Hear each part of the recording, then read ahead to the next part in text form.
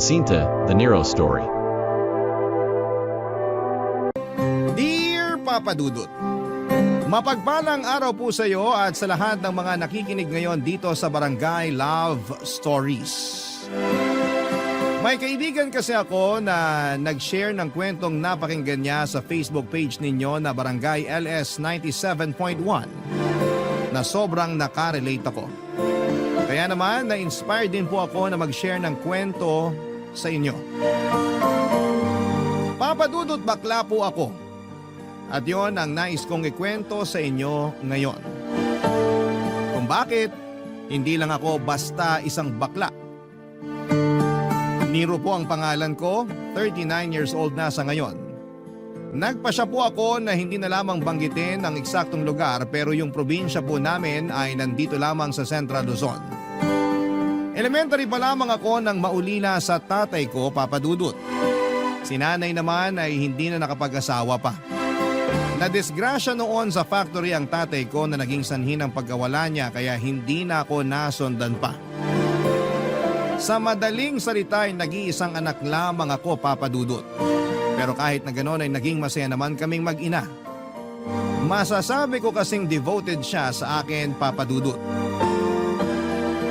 Kaso nga lang, may konting kirot pa rin sa puso ko kapag nakikita ko siya noong nagbebenta ng kakanin mula umaga hanggang gabi. Tapos pagdating ng gabi ay gagawa siya ulit ng pangtinda niya para sa susunod na araw.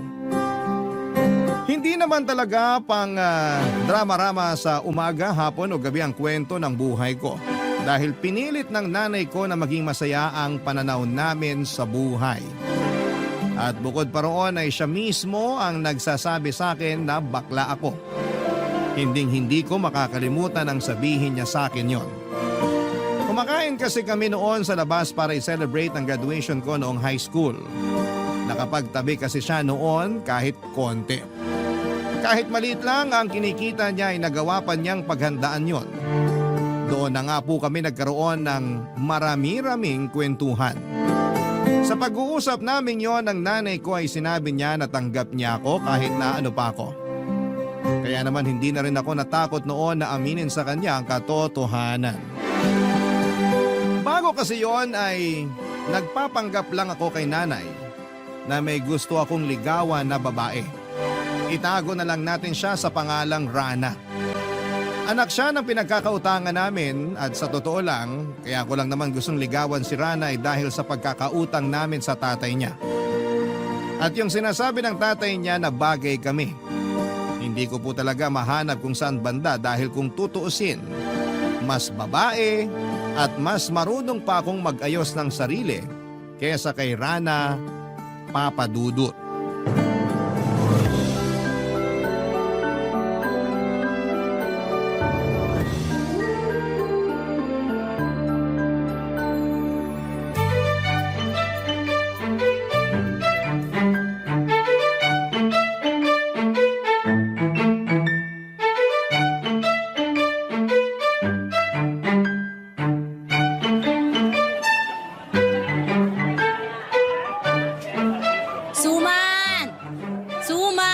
Kagagawa lang. Bili na kayo.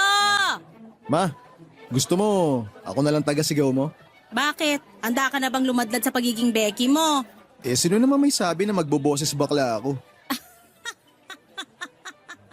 Ikaw talaga. Kapag ako lang ang kasama mo, di mo kailangan magpanggap. Pinapahirapan mo pa sarili mo sa pagtitigas-tigasan eh. Sa bahay, ako po si Bria, ma. Pero pagdating dito sa labas, ako si Nero. Kakabagan ako sa iyong bata ka.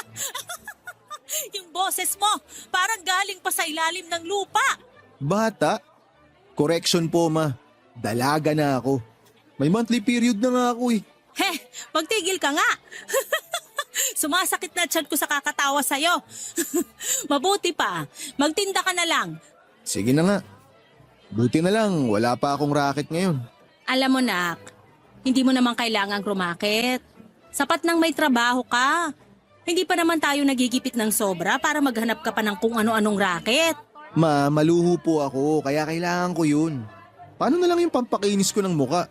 Ikaw kasi, ang dami-dami mong pinaglalagay dyan sa mukha mo. Siyempre ma, importante yun. Kung di ko yung ginagawa, wala nang magiging pagkakaiba tong mukha ko sa rough road papunta sa sitio natin. O siya, sige na. Alam ko naman na gusto mo lang maging maganda. Kaso natatakpan pa ng panlalaki mong pormahan. No choice ma. Saka na lang po ako mag-out pag alam na rin ng mga kaibigan ko. Bukod po kasi sa inyo, sila ang dapat na unang makaalam. Tama ka naman dyan. Tsaka kaibigan mo naman yung mga yun. Sigurado ako na maiintindihan ka nila at susuportahan ka sa kung sino ka talaga. Ay, sana nga po ma. Sana katulad mo sila para di na ako mahirapan magsabi. Sus, nararamdaman ko, nak. Matatanggap ka nila. Basta ba wag mo nang patagalin yan eh. Mas maganda kasi na masabi mo yung totoo ng mas maaga. Alam ko naman po yun. Medyo kinakabahan lang ako ng konti kasi alam nyo na, matagal ko nang alam sa sarili ko na bakla ako pero nagpapanggap akong lalaki pagkasama ko sila. Ano na lang kaya iisipin ng mga yun? Lalo na si Sev. Alam ko iniisip mo na baka mandiri sila sa'yo. Kasi sa buong panahon na magkakasama kayo, posibleng pinagpapantasyahan mo na mga katawan nila, ganon ba? Parang ganun na nga ma. Eh di ba't bakla rin naman yung isa niyong kaibigan, si Paul? O natanggap naman siya ni Sev, di ba? Ikaw pa kaya? Ewan ko po ba ma? Hindi ko talaga maiwasang mag-overthink eh. Ay nako, sa isip mo lang naman yan. Ay, teka, di ba may pupuntahan kang party? Birthday nung si... Ano na nga bang pangalan ng kapatid ni Sev? Kira po. Ay oo, yun nga. Naku, napakagandang bata nun. Sigurado ko maraming manliligaw yun. Mukhang marami nga ma. Kung straight nga lang akong lalaki, baka niligawan ko na yun. Kaya ayun, binabakura na ni Sev. Protective na kuya. Eh kahit naman ako, kung ako nanay ni Kira, kahit sa langaw, di ko siya padadapuan. Ganun. Porke tunay na babae. Sige ma, magpalit ka na ng anak. Ay sus, nagtampo naman agad. Huwag ka nga dyan. Alam mo naman na ikaw lang ang nag-iisang dalaga ko. Talaga? Oo nga. Kung mahal kita nung di ka pa umaamin, mas lalo kitang minahal nung inamin mo sa akin na bakla ka, nak. Kahit ano pa maging gender mo, pwedeng magbago ang itsura mo, pananamit at pananalita, pero kahit kailan, hindi magbabago na anak kita. Papadudot kahit nakahinga ng maluwag at masaya na rin akong malaman ng nanay ko na bakla ako. Pakiramdam ko ay meron pa ring kulang. Hindi ko pa kasi nasasabi sa mga kaibigan ko ang tungkol doon. 3 kami sa barkadahan, 4 kung isasama sa bilang yung kapatid ni Sev na si Kira. Napalapit na rin kasi siya sa akin, papadudot. Kaedad ko si Sev at dahil pareho kami noon na masipag mag-aral, consistent honor student kami mula elementary sa isang public school. Si Sev yung tipo ng tao na totoong maginoo at magalang. Si Paul naman yung ampon namin ni Sev. Mas bata siya sa amin pero dahil matalino talaga, accelerated siya noon. Lagi siyang napagdidiskitahan ng mga bully. Bukod kasi sa mas matalino siya kesa sa karamihan ay medyo malambot din siya kung kumilos at magsalita noon paman, papadudot. High school pa lamang kami ay sinasabi na niyang mas pinili niyang maging straight dahil sa mga strikto niyang mga magulang. Tinanggap naman namin siya pero hindi ko pa rin napigilang makaramdam ng kalungkutan. Mabuti na lamang at lagi nakasuporta sa akin ng nanay ko na bukod sa para ko ng best friend ay masasabi ko ring Mother of the Year sa sobrang pagiging supportive. Kahit na kasi 58 anyos na ang edad niya ay nasasabayan pa rin niya ako sa mga trip ko sa buhay. Nang sumapit ang birthday ni Kira ay hindi ko inaasahan na yun mismo ang araw na magkakaalaman kaming magkakaibigan. Ayoko pa sanang aminin sa kanila na bakla ako dahil bukod sa hindi ko alam kung papaano mag-react, si Sev ay relihiyoso rin siya tulad ni Paul. Hindi naman kasi ako tulad ni Paul na kahit nag-out na sa amin pinaninindigan pa rin ang pagiging lalaki. Tuwing kami ang kasama niya ay boses bakla siya. Pero kapag magulang na niya ang kaharap niya, siya pa rin yung Paul na lalaking lalaki ang datingan. Pakiramdam Pakiramdam ko po noon, Papa Dudut, ay oras na may iba pang makaalam ay hindi ko na yon kakayaning itago pa. Isang gabi, 3 kaming nasa party ng isa naming kaibigan, late dumating si Rana sa venue. Tapos, doon na nagsimula ang topic ng kwentuhan.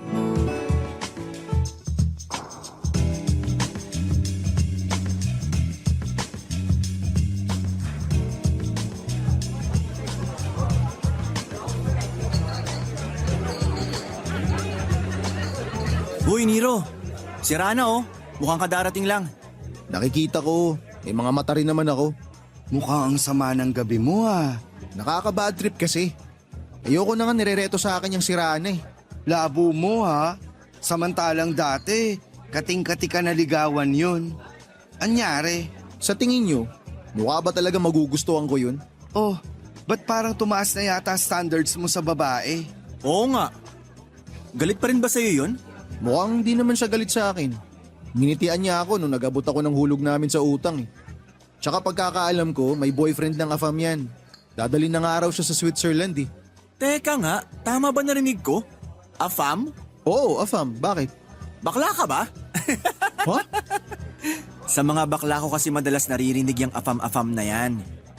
Pero seryoso kung pinatulan mo lang sana si Rana, wala na sana kayong utang sa tatay nun. Ikaw naman kasi, masyado kang pihikan. Ano ba talaga gusto mo sa babae? Pareho kayo ng gusto. Pinagsasasabi mo dyan, Paul. Joke lang. Pero ang gwapo naman kasi ni Nero para kay Rana. Wala naman yan sa itsura ng tao, kung gwapo man o maganda. Sus, nagsalita. Para namang walang nasabi sa akin si Kira. May nireject ka raw sa school dati. Gwapo naman yun. Paanong gwapo? Gwapo na tomboy o lalaki? Sev, okay ka lang ba? Parang kinamot na puwet mukha mo ha. Pulang-pula oh. Alam mo, buwisit ka talaga no? Si Nero yung pinag-uusapan natin, di ba? Pwede rin naman na ikaw muna yung pag-usapan, tapos ako. Alam nyo, ang papangit nyo kabanding. Mas pangit ka banding yung baklang nagpapanggap na straight. Kesa naman sa mga baklang di makapag-out. Eto na nga. Sinasabi ko na nga ba eh. Sabay pa talaga kayo ha. Huwag na kayong mahiya. Ayaw nyo yun. Same-same lang naman pala tayong tatlo. Sabi nga, birds of the same fabulous feather flock together. Pero, dito pwede malaman ng tatay ko. Mauna na ako. Baklang yun? Iniwan talaga tayo? Ay, hayaan mo na. Hindi naman natin siya pwedeng pilitin na magpakabakla eh. Tsaka alam natin pareho na malilintikan siya ng sobra sa parents niya pag nagkataon. Paano pa kaya yung sa akin? Religious yung pamilya namin. Kaya di rin ako pwedeng mag-out sa kanila. Buti ka pa nga, di mo kailangang magpanggap sa harap ng nanay mo. For sure, tanggap na tanggap ka ni Tita Nerissa. Correct! Tapos, ngayong alam nyo na rin, malayang-malaya na ako magpakabakla! Buiset, di talaga ako sanay na ganyang kakalambot. Parang kanina lang, lalaking-lalaki ka pa. Tapos ngayon, pak! Magdalena! Yak! Magdalena? Apakaluma ng reference ha? Ano palang itatawag ko sa'yo? Well, gusto ko pa rin naman yung Nero. Pero pag gusto ko magpaka-girl, you can call me Bria. As in, B-R-I-A, Bria. Baklang to? Kilig na kilig sa pangalan? Hindi naman no. Sobrang saya ko lang. Pero, mas masaya sana kung tayong tatlo yung mag-out. No? Ba't bigla ka naman naubod dyan? Wala. Nangatilang lalamunan ko. Nga pala, di na rin ako magtatagal dito ha. Uuwi na rin ako maya-maya. Ay, sabay na tayo. Pagkatapos ng pag-uusap namin ni Paul ay magdamag naman kaming nag-usap ni Sev sa phone call. Sinubukan kong pagaanin ang loob niya dahil alam kong hindi rin madali para sa kanya na aminin yung totoong katauhan niya. Pero sa kaloob-looban ko ay ganoon na lamang pinadali ng tadhana ang buhay ko. Si Sev na tagapagmana ng brusko niyang tatay ng kanilang barbershop ay bakla din pala. Akala ko pa naman noon ay pandidirihan niya ako oras na malaman niyang nagpapanggap lamang ako na tigasin at lalaki kong kumilos. Pero sa huli ay mas lalo ko pang naintindihan kung bakit naging magkaibigan kami. Dahil yon, sa pagkakaintindihan namin kahit na hindi pa namin alamang sekreto ng isa't isa. Kinalaunan ay nakatapos si Seth ng Business Management sa isang state university at haircutting naman sa TESDA. Si Paul naman ay naging civil engineer at ako naman ay nakapagtapos ng HRM. At mula sa pagiging crew sa isang restaurant ay naging branch manager. Nakoniporme kami kaya hindi ko naman naisip na pumorma. Pero paminsan-minsan ay naiinggit ako sa gayak noong mga babaeng taga-ad agency na kumakain sa branch namin. Minsan, naiisip ko na baka doon ako dapat mainggit sa mga baklang taga-ahensya dahil magara silang pumorma. Pero hindi. Sa mga babae talaga ako napapatingin noon. Magagaling kasi silang magdala ng damit at magaganda rin ang kanilang mga tindigan. Naisip ko tuloy noon na baka straight talaga ako. Pero para akong nasusuka tuwing naiisip ko na makikipagrelasyon ako sa isang tunay na babae ng mga panahong yon, Papa Dudut. Barangay Love Stories. Barangay Love Stories. Papa Dudut, sa halip na isipin ko yung tungkol sa gender identity namin, ay nag-focus na lamang ako sa pag-aalaga sa nanay ko, sa trabaho at sa mga kaibigan ko. Noong panahon ngayon kasi ay tanging si nanay lang at mga kaibigan ko ang nakakaalam. Pero may mga nakakapansin na rin ng pagbabago sa mga kilos ko. Pumasok na rin sa isipan ko na posible na rin akong ma-attract sa mga kapwa ko lalaki pero pinigilan ko po yun. Hindi ko yun pinagtuunan ng pansin dahil hindi pa ako ganong kahanda para lumantad. Pero nagbago ang lahat nang makilala ko si Stephen. 33 ako at 45 naman siya noong nagkakilala kami sa isang dating app. Madalas na kasi akong tumatambay sa dating app na yon mula noong umamin ako sa nanay ko, Papa Dudut. Dati ay sundalo si Stephen na nagretiro at nanirahan na dito sa Pilipinas. Itinakwil siya ng pamilya niya dahil kahit sa isa siyang matapang na sundalo at nanilbihan sa loob ng 2 dekada, ay hindi natanggap na mga ito nang umamin siya sa tunay na sexuality niya. Noong lumayo nga siya sa pamilya niya, dito na siya naisipang magstay sa Pilipinas dahil gusto raw niya yung klima rito. Dahil sa kanya ay natanggap ko na hindi pala ako bakla. Itinanim ko sa isipan ko noon na isa akong babae, Papa Dudut.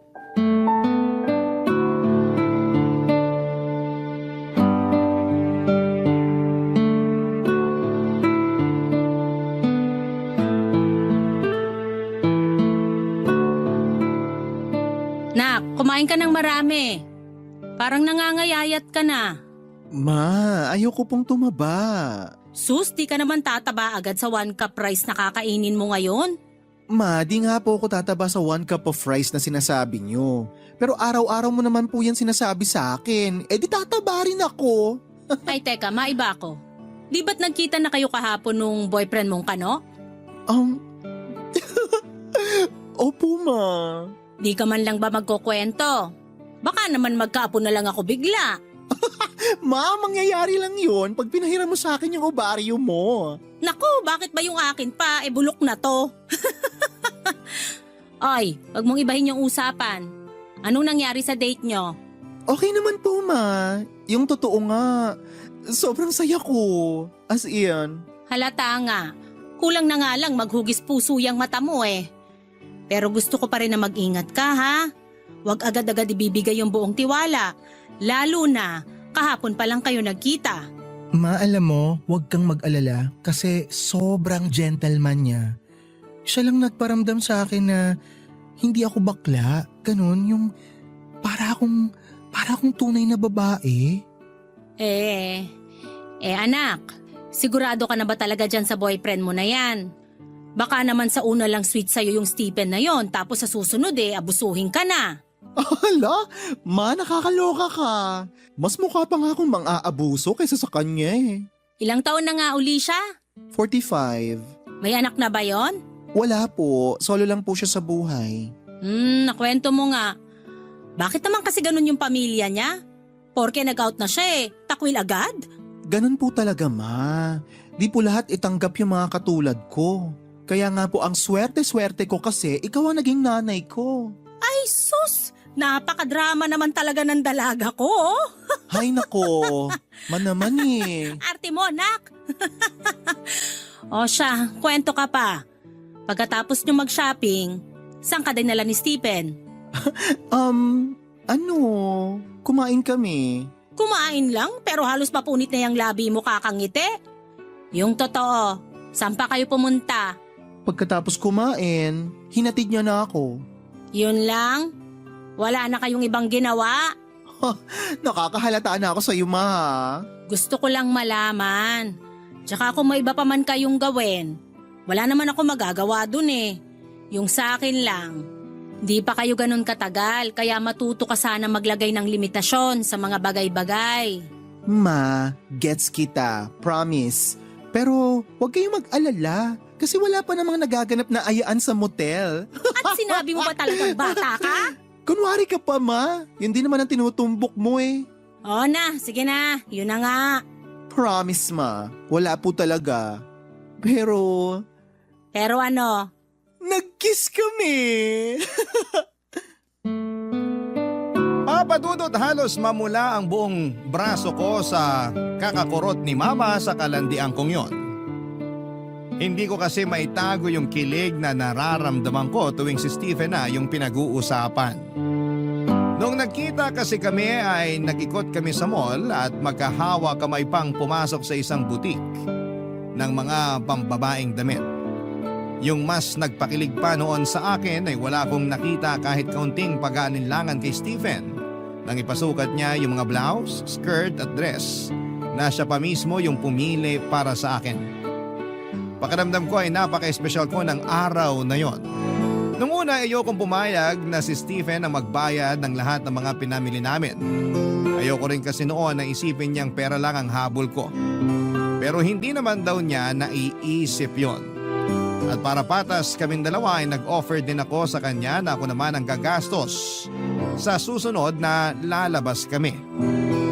Mas lalo kaming naging malapit sa isa't isa pagkatapos ng date na yon, Papa Dudut.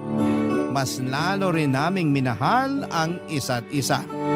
Tungkol naman sa akin, Papa Dudut, mas naging malinaw na sa sarili ko na hindi ako bakla dahil gusto ko nang maging babae.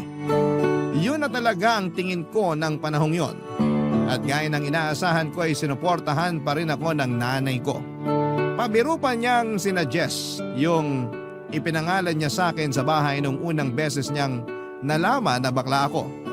Doon na talaga niya ako tinawag sa pangalang Bria. Ikinuwento ko rin kay Stephen yung naging usapan namin ng nanay ko at tawang-tawa naman siya doon. Pero hindi ko inaasahan yung huling tanong niya na kung alam na raw ba ng mga kaibigan ko ang tungkol sa kagustuhan ko na maging isang babae. At tulad nung pagsasabi ko sa kanila na bakla ako ay natagalan din yon.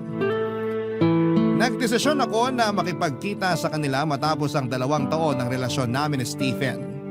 Marami na rin kasi akong utang na kwento sa kanila noong panahong yon, Papa Dudut.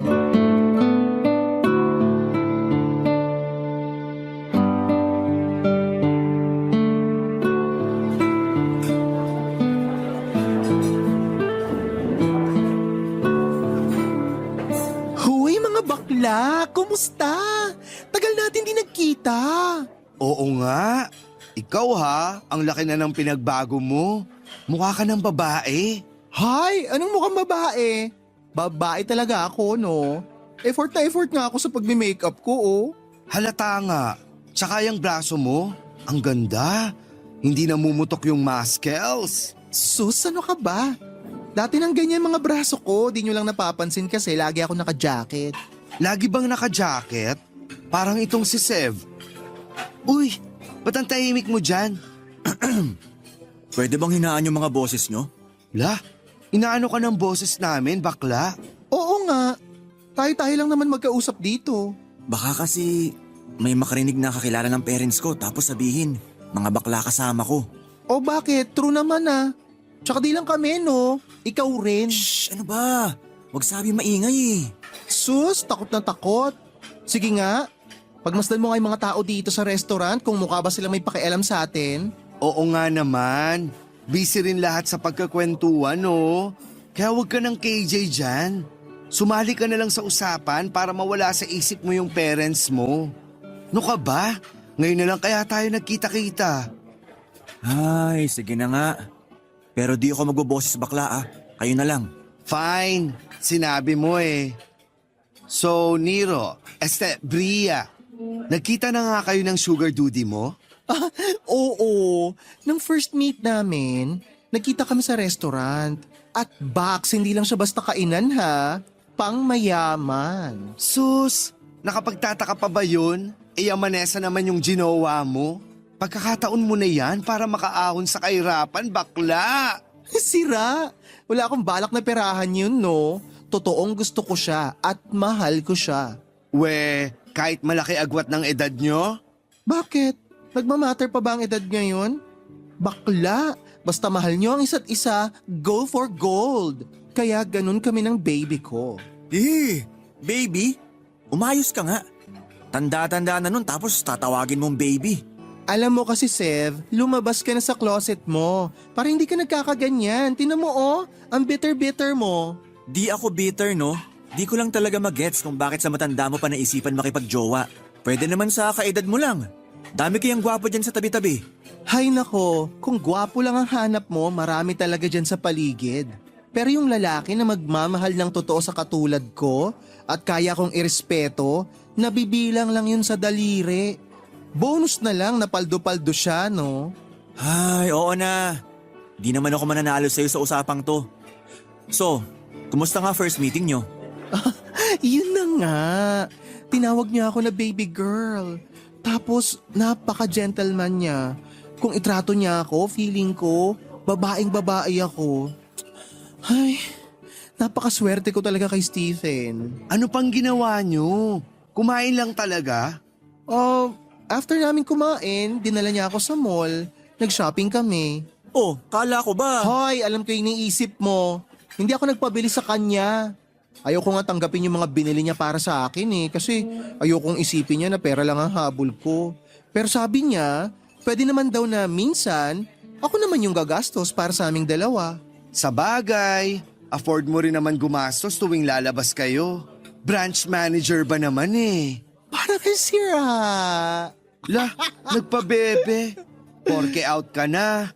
Lakas na ng loob mo magaganyan kahit nasa public place tayo ha. Bakit? Out ka na rin naman ah.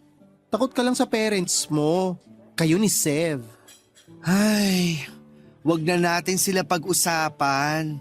Pero Bax, seryoso ha? Happy ako for you. As in, sobra. Buti ka pa nga kasi malaya mo nang mafe-feel at may papakita kung ano ka talaga. Samantalang ako, eto pa rin. Nagtatago sa panlalaking polo shirt. Tapos tigas-tigasan pag nasa harap ng parents. Alam mo, kung gugustuhin mo lang talaga, kaya mo. Kayang-kaya mong ipaglaban yung kalayaan mo na maging totoo sa sarili mo para mailabas mo yung totoong ikaw. Papadudot nalungkot ako para kay Paul dahil kahit gaano pa niya kagusto na maipakita kung sino talaga siya ay hindi niya yon magawa dahil sa takot niya sa mga magulang niya. Lahat ng yon ay kabaliktaran naman ng nanay ko, Papa Dudut. Kaya naman lalo kong naramdaman kung gaano ako kaswerte na kahit isa na lamang yung magulang na kasama ko ay sobra-sobra pa yung support at pagmamahal na natatanggap ko mula sa kanya. Sa pag-uusap namin yon ay bigo pa rin ako na masabi sa kanila yung plano ko tungkol sa kagustuhan ko na maging isa ng ganap na babae. Nakakapagbihis babae naman ako, nakakapag-makeup at hindi na rin nahihiyang ipakita yung pagiging malambot ko sa pagkilos. Pero pakiramdam ko noon ay may kulang pa rin sa pagkatao ko. Pakiramdam ko ay may kailangan pa akong gawin. Batid ko naman ang panahong yon na hindi na nakakagulat na may mga bakla na gustong maging transgender. At proud din sila na ipakita sa buong mundo yung malalaking pagbabago sa kanila. Kaya na-inspire din ako, Papa Dudut. Batid ko na marami ang tutol sa ganito at hindi pa rin kami lubusang tinatanggap ng iba. Pero sa ganong paraan kasi, mas nararamdaman ko na babae talaga ako at hindi lang isang bakla. Doon ako mas nagiging masaya. Hindi ko naman nakalain na susuportahan din ni Stephen ang kagustuhan ko na maging transgender. Akala ko kasi hindi niya yon magugustuhan, pero sa ginawa kong pagpapakatotoo sa kanya ay mas lalo pa niya akong minahal. Barangay Love Stories. Barangay Love Stories. Papadudot na nga ako sa akin noon si Stephen na siya magpapagawa ng dibdib ko. Natuwa naman ako at hindi na yon tinanggihan pa. Pero nang maalala ko ulit yung mga kaibigan ko na sina Paul at Sev na wala pang alam sa plano kong yon, ay nagkaroon na naman ako ng alinlangan na sabihin agad sa kanila yon. Ang kaso, mas mahirap naman kung magugulat na lamang sila sa makikita nila. Sakaling makipagkita ulit ako sa kanilang dalawa. Siguro iniisip ng iba kung bakit gano'n na lamang kahalaga para sa akin yung magiging opinyon ng mga kaibigan ko. Pero gusto kong gawin yon. Gusto kong ipaalam sa kanila yung magiging pagbabago ko dahil isa sila sa mga pinanghuhugutan ko ng lakas ng loob. Para ko na kasi silang mga kapatid. Papadudot, nag-decide ako na makipagkitang muli sa kanila para makipag-usap. Pero sa pagkakataong yon ay hindi na kami kumain pa sa labas. Nagpahanda na lamang ako kay mama ng pagkain para doon na lamang kami sa bahay mag-usap-usap. Wala namang problema yon sa nanay ko dahil matagal na rin niyang kilala sina Paul at si Sev at parang anak na rin ang turing niya sa kanila. Excited ako na sabihin sa kanila na magkakadibdib na ako, Papa Dudut.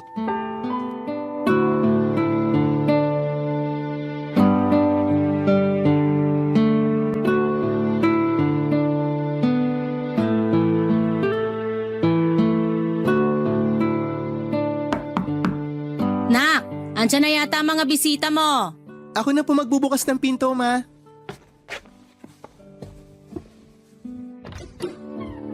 Uy, mga bakla! Pasok kayo! I miss Pasok you! na raw tayo, Sev. Aba, nandito pala si Mother Earth. Pabeso naman po. Sus! Napaka-sweet talaga ng mga ampon ko. O siya, lapit na rito nang makapagbeso-beso. Ang bango mo, Nay. Talaga? Naku, di ka lang pala sweet. Bolero ka rin. Oh, itong si Paul. Sosyal na. Pabeso-beso na lang. Ako po, magmamano na lang. Nako, kunwari ka pa, Seb. Alam ko naman na rumarampa ka rin tulad nitong dalawang kaibigan mo. Hindi po ako bakla. Hoy Niro, anong sinabi mo kay Nay Nerissa? Sus, oo na, Seb. Di ka na bakla. Wala namang sinabi sa akin si Niro. Pero, hindi ako bulag at mas lalong hindi ako manhead. Sa tagal nyo ng magkakaibigan, para ko na rin kayong mga anak, kaya kilalang kilala ko na kayo, no? Basta alam nyo ko, kung saan kayo masaya, doon ako. Oh, narinig nyo naman si Mama, di ba? Kaya wag na magpanggap, mga mare. Nandito lang naman tayo sa bahay. Nay Nerissa, pwede po bang paampon muna? Aba, walang problema. O siya, alis na muna ako. Mag-enjoy kayo rito sa bahay. May mga pagkain na doon sa kusina. Bye, Mother Earth. Ingat ka. Salamat, Paul. Oh, nakaalis na si Mama. Upo na kayo dyan sa sofa para makapag-usap na tayo. Ano bang meron? Ikakasal ka na ba? Uy, Seb ha, di pa ako ready. Pero gusto ko yan. Kahit nagustuhin mo, wala namang same-sex marriage dito sa Pilipinas. Uy, bakla, wag kang bitter dyan. Daming bansa sa labas ng Pilipinas, no? Isa pa, Yamanesa naman si Papa Stephen itong si Nero / Bria. So ano nga yung pag-uusapan? Ano kasi, di ba parang mga kapatid ko na rin kayo? Mga bakla tayo, remember? Kayo lang. Huwag yun na ako idamay kasi mapapatay ako ng tatay ko. Ano ka ba? Desisyon mo yan, Sev. Kung ayaw mong maging bakla, edi wag. Madali kasi para sa'yo na sabihin yan kasi tanggap ka ng nanay mo. Kung alam nyo lang, gabi-gabi ako nagdarasal na sana pagising ko. Meron na akong lakas ng loob na sabihin sa tatay ko kung ano talaga ako. Pero tuwing naririnig ko siya kung gaano niya ako ipinagmamalaki, na ako yung tagapagmana niya ng barbershop niya at malapit ko na siyang mabigyan ng apo, nawawala yung tapang ko. Huwag ka iiyak, mahahawa ako, please lang. Hindi ako iiyak. Na-master ko na kung paano kontrolin yung luha ko. Ikaw na lang kasi makakapagpatuloy ng lahi ng pamilya niyo. Kaya nga ang swerte mo, kasi naging madali lang sa'yo ang lahat. Ay, kung pwede lang talaga kayong ampunin ng nanay ko. O siya, tama na tong kadramahan natin. Ano na nga yung sasabihin mo sa amin? Yun na nga mga mare. Magpapagirl na ako. Ha? Paanong magpapagirl? Palong-palo ka na nga oh. Kulang na nga lang umabot makeup mo hanggang ngala-ngala. Magpapagawa ka? Oo, magpapagawa ako ng dibdib ko pero yung iba ba, hindi pa sure. Alam na ni Mama, okay naman sa kanya. Paano yung trabaho mo? Bahala na. Sa ngayon, yun lang muna ang alam ko. Yun ang priority ko. Susuportahan naman ako ni Stephen. Talaga? Galing naman. Suportahan niyo na lang kasi ako. Please? Seryoso ka ba? Gusto mo na suportahan kita? Eh di mo nga naisip na lalo akong pagdududahan ng tatay ko dahil sa gagawin mo. Napaka-selfish mo naman. Sev, ano ba? Sinabi ko to sa inyo kasi kaibigan ko kayo. Kasi akala ko, susuportahan niyo ako. Akala ko, may intindihan niyo. Ang hirap mo kasing intindihin. Di ka ba nakontento sa pagiging bakla mo?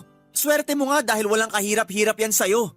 Pero sana, naisip mo muna na hindi lang ikaw yung apektado ng gagawin mo. Papadudod, sobrang sama ng loob ko matapos ang pag-uusap namin yon ng mga kaibigan ko. Excited pa kasi ako noon na magkwento sa kanila dahil bukod sa nanay ko, sila yung gusto ko na unang makaalam noon. May mga nasabi pa noon si Sev na nakainsulto sa akin. Hindi pa raw kasi ako nakontento sa kung ano ang meron ako at sa kalayaan na makakilos bilang isang babae. Naintindihan ko naman yung punto niya ng sandaling yon. Ayaw niyang madamay sa kabaklaan ko dahil sa tatay niya. At kapag nalaman nito na nagpakababae na talaga ako'y iisipin itong may impluwensyahan ko rin si Sev. Aminin ko, papadudot, ng mga panahong yon ay hindi ko na naisip yung magiging epekto ng pagpapatrans ko sa mga kaibigan ko. Pero buo na rin po noon ang desisyon ko na maging trans woman. Umasa na lamang ako sa katiting na pag-asa na maunawaan din ako ng mga kaibigan ko pagdating ng araw. Iniyak ko lahat sa nanay ko. At tulad ng dati sa kanya ko humugot ng lakas. Doon ko napagtanto na mahirap nga pala talagang maging isang bakla. Hindi dahil bawal maging bakla kundi dahil hindi lahat ng tao ay tanggap kami. Palagi namin kailangang isipin yung mga sasabihin ng mga tao sa paligid. Sinabi ko rin kay Stephen yung mga nangyari. Tulad ko ay nadismaya rin siya at nalungkot. Pero nanatili pa rin yung suporta niya sa akin at hindi binawi yung pangako niya na sasagutin niya ang pagpapagawa ko ng dibdib. Papadudot.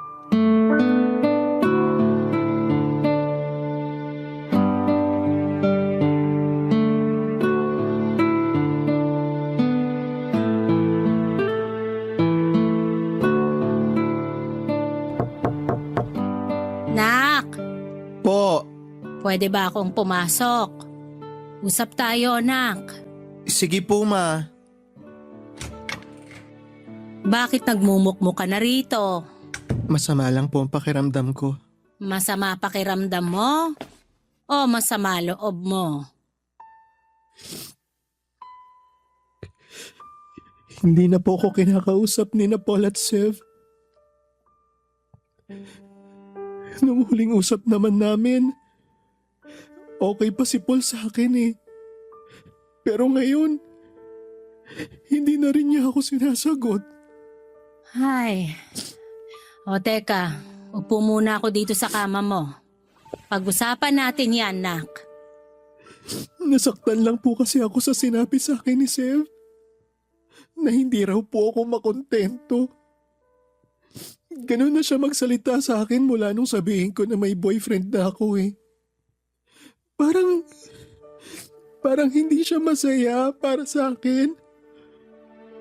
Nung sinabi ko na ipapakilala ko sa kanila si Stephen, sabi niya dapat daw sa malayo. Ha? Bakit naman sa malayo? Tinanong ko rin po yan sa kanya. Sabi ko, jowa ko naman si Stephen eh. Tapos yun na nga po. Baka raw po makarating sa tatay niya yung tungkol dun. Best friend ko kasi siya kaya malamang daw iisipin din ng tatay niya na bakla siya. Kung ganon, pinagdududahan ka na pala ng tatay niya dati pa? Paano na ngayon na out ka na talaga? Malalaman at malalaman din naman yun ng tatay niya. Sinabi niya raw po na confused lang ako, na nagkukunwari lang ako na bakla. Ay, mukhang mahirap nga rin yung sitwasyon ng kaibigan mong yon. Maniintindihan ko naman po yung point niya. Pero paano naman po ako? Paano naman po yung gusto ko? Nak, di natin kontrolado yung nararamdaman nila. Kung di nila nagustuhan yung sinabi mo, karapatan nilang maramdaman yon. Ang tanging magagawa mo na lang ngayon para hindi na lumala pa yung di nyo pagkakaunawaan, ikaw na lang muna yung umunawa sa kanila. Ibig sabihin ba nun, Ma? Hindi ko na rin muna dapat ituloy yung pagiging babae ko? Ganun po ba? Nak, pagdating sa katawan mo, tanging ikaw lang yung makakapagdesisyon nun. Katawan mo yan eh. Kaming mga tao sa paligid mo, kaming mga mahal mo, kami lang yung magiging karamay mo. Alam mo, nung una, tutol din ako. Tutol po saan? Na magpakababae ka. Kasi ngayong bakla ka pa lang, yung wala pang napapalitan sa katawan mo, sobra na agad ang paghuhusga sa'yo ng ibang tao. Paano pa kung maging trans woman ka na? Pero Ma, bago pa ako magdesisyon na baguhin yung sarili ko, tinanggap ko na yung magiging kapalaran ko. In-expect ko na yung matinding judgment sa akin ng mga tao. Kaya nga sinusuportahan na lang kita. Kasi alam ko na hindi na kita mapipigilan pa. Gusto ko na maging masaya ka. Hindi ko man mapipigilan yung mga tao sa mga iisipin at sasabihin nila sa'yo. Sisiguraduhin ko naman na habang buhay ako, Nak. Dadamayan at susuportahan kita. Ma naman eh. Lalo niyo akong pinaiiyak eh. Pero salamat po talaga, Ma. Alam mo, Ma, kahit alukin pa ako ng 1 bilyong kapalit mo, hindi ako papayag. Pangako, kahit may boyfriend na ako, kahit maging asawa ko pa si Steven, mananatili kang #1 dito sa puso ko. Basta anak ha, kahit saan ka pa makarating o kung ano man ang maabot mo sa buhay, lagi mong pipiliin maging mapagpakumbaba at mapagpatawad. Naniniwala ako, darating din yung araw na mauunawaan ka ng mga kaibigan mo. At hindi lang yun, hahangaan ka pa nila sa katatagan ng loob mo. Papadudod kumapit ako sa mga sinabing yon ni Mama. Kaya naman kahit na hindi naging maganda yung huling usap namin ng mga kaibigan ko ay hindi ako nagtanim ng sama ng loob sa kanila. Nakakalungkot lang dahil bukod kay Mama at sa boyfriend kong si Stephen, sina Sev at Paul lang ang pinakamatalik kong kaibigan, ang itinuring kong pamilya. Mahal ko sila na parang mga kapatid ko na. Kaya hindi ko talaga maintindihan kung bakit nauwi sa ganon ang lahat. Sa ngayon, Papa Dudut, ay napagawa ko na ang dibdib ko at nagpa-counseling na rin po ako sa life coach ng specialization ay gender reassignment. Sa susunod, yung ibaba ko naman ang ipapagawa ko. Malapit na rin kami magsama ni Stephen sa isang bubong. Sapat na kasi yung panahon na nakilala namin ang isa't isa. Kaya handa na kami para harapin yung bagong yugto ng relasyon namin. Naghahanap lamang kami ngayon ng titirahan na kasya kaming tatlo. Siyempre kasama namin ang nanay ko. Isa rin kasi yon sa mga pangako ko sa kanya. Kahit magsama kami ni Stephen o mangyari man na ikasal kami, gusto ko na nandun pa rin si mama para gabayan ako. Sa kasamaang palad, natanggal ako sa trabaho pero natanggap naman ako sa iba nang subukan kong mag-apply. Naging mabuti talaga ang tadhana sa akin. Pero naging malupit naman ang mga kaibigan ko. Simula nung lumabas na ako, papadudot bilang isang babae ay tuluyan na akong hindi pinansin ni Seth. May pagkakataon pa na pinagtatawanan niya ako nang biruin ako ng tatay niya nang minsang makasalubong ko sila. In-unfriend na rin niya ako sa Facebook para wala na kaming koneksyon sa isa't isa. Ganon din ang kapatid nitong si Kira na naging malapit na rin sa akin. Si Paul naman ay mukhang okay na dahil nagawa na niya akong kumustahin. Pero hindi na siya nagayang lumabas at hindi na rin ako pinauunlakan tuwing ako naman ang nag-i-invite sa kanya. Hindi niya man sabihin ang kadahilanan ay naiintindihan ko na rin yon. Pero aaminin ko na masakit pa rin, Papa Dudut. Maraming naging tanong sa isipan ko. Hindi ko kasi alam kung ano pa yung pwede kong gawin. Kung dapat ko ba silang suyuin o kumbinsihin na maging totoo sa mga sarili nila. Ganap na sana ang kasiyahan ko kung magiging magkakaibigan pa rin kami. Kaya hanggang ngayon, Papa Dudut, ay umaasa pa rin ako na babalik pa kami sa dati. Hanggang dito na lamang po ang kwento ko at maraming salamat sa pagkakataong ibinigay ng Barangay Love Stories na may bahagi ko rito ang kwento ko. Salamat din sa iyo, Papa Dudut, sa pagkukwento nito at patuloy pa rin akong susuporta sa inyong programa at sana po ay mas marami pa kayong kwento na maibahagi sa amin. Muli, thank you and God bless Barangay Love Stories. Ang inyong forever kapuso at kabarangay, Nero. Dear Papa Dudut, magandang araw po sa iyo at sa mga katulad kong panatiko ng Barangay Love Stories. Sa totoo lang ay araw-araw ko kayong tinututukan sa Barangay LS at minamarathon ang mga Barangay Love Stories na ina-upload ninyo online. Magkahalong saya, lungkot at gigil yung nararamdaman ko sa tuwing nakikinig sa mga kwento ng mga kabarangay natin. Pero ang pinakagusto kong parte ay yung meron akong natututunan sa dulo ng bawat kwento. At yun ang dahilan kung bakit nag-decide akong sumulat sa programa ninyo para magbahagi ng aking karanasan. Pero bago ko simulan ang paglalahad ay tawagin niyo na lamang po ako sa pangalang Bri. 29 years old, taga Binangonan, Rizal, at isang online seller, Papa Dudut. Nagtitinda ako ng RTW na damit at shorts. Nagbunga ang pagsisikap ko noong nagkaroon ako ng 2 physical store sa Taytay, Tiangge. Bukod doon ay meron din akong tindahan ng mga pasalubong tulad ng cornic, banana chips, at kung ano-ano pa sa Binangonan Market na inaangkat ko sa iba't ibang probinsya at binebenta ng bultuhan sa murang halaga. Kaya nga sa edad kong ito ay nakapagpundar na ako ng bahay at sasakyan. At bukod doon ay pinag-aaral ko rin ang mga kapatid ko na nasa Cebu. Gabi-gabi bago ako matulog ay lagi ako nagpapasalamat sa Diyos dahil tinulungan niya akong umasenso sa buhay upang maging instrumento para makatulong sa mga nangangailangan. Palibasa, alam na alam ko yung pakiramdam ng walang-wala sa buhay lalo pat hindi ako pinanganak sa mayamang pamilya. Lumaki ako kasama ang lolo't lola ko at nagpapasalamat ako sa pagmamahal nila sa akin.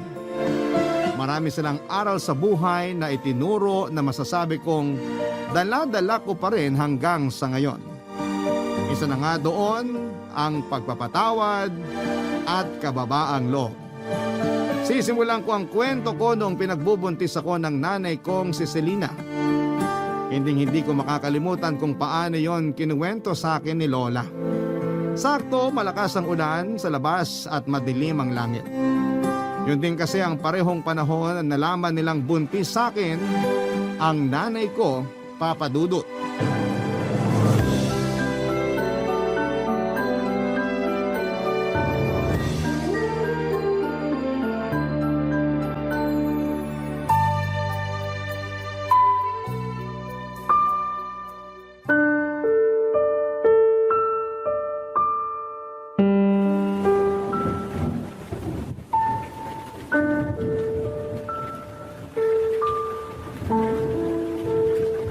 Bakit ngayon mo lang sinabi sa amin ng tatay mo na buntis ka?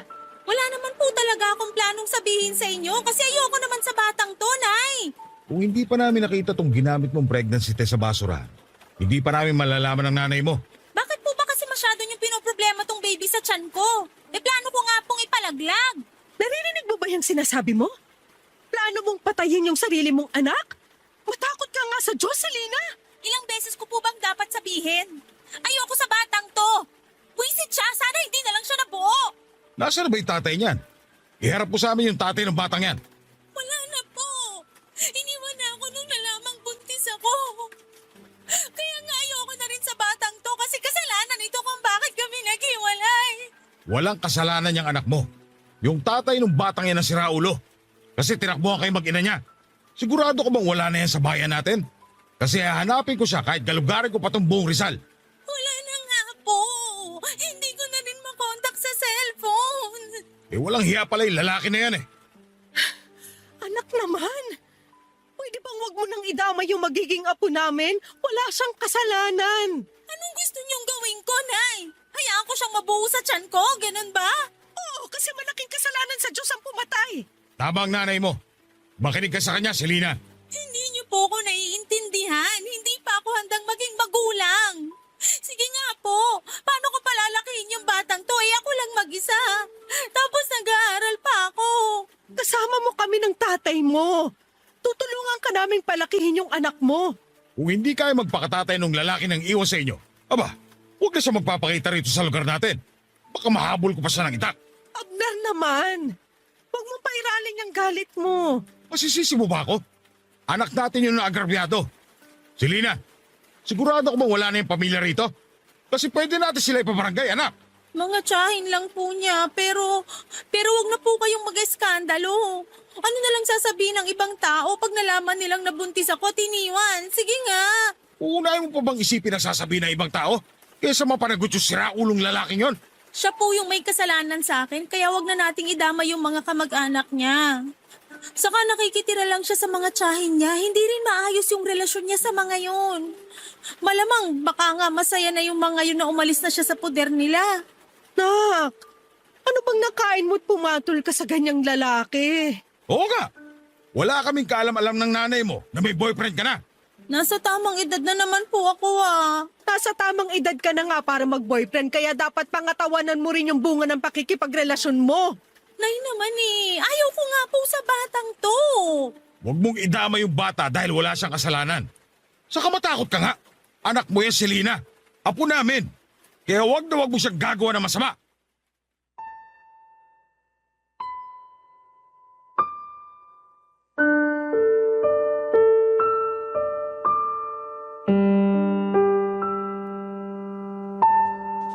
Papadudot unwanted baby ako na plinanong ibalaglag ng sarili kong ina.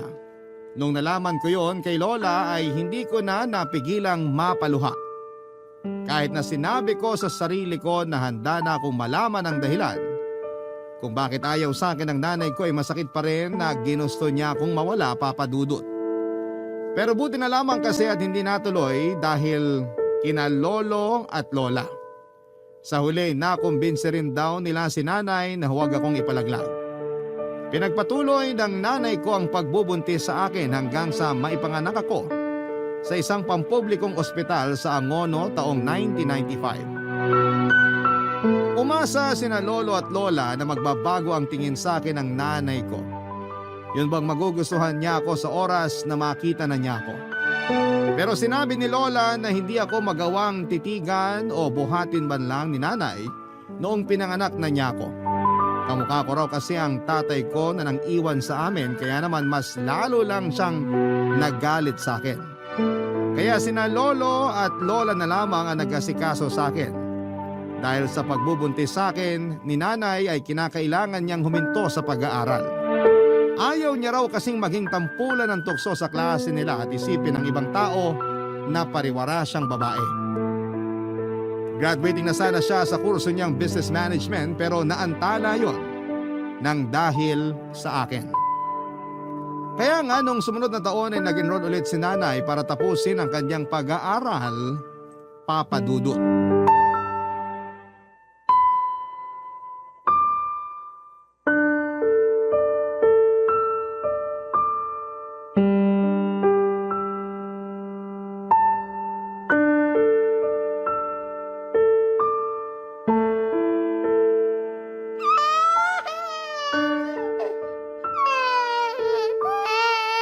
Ay, buisit na bata to! Pwede ba tumahimik ka muna? Kitang nagre-review ako eh. Ayaw mo talagang tumahimik ha? Ayaw mo talaga ha? Sige, halika. Dapat sa'yo tinatapon sa labas.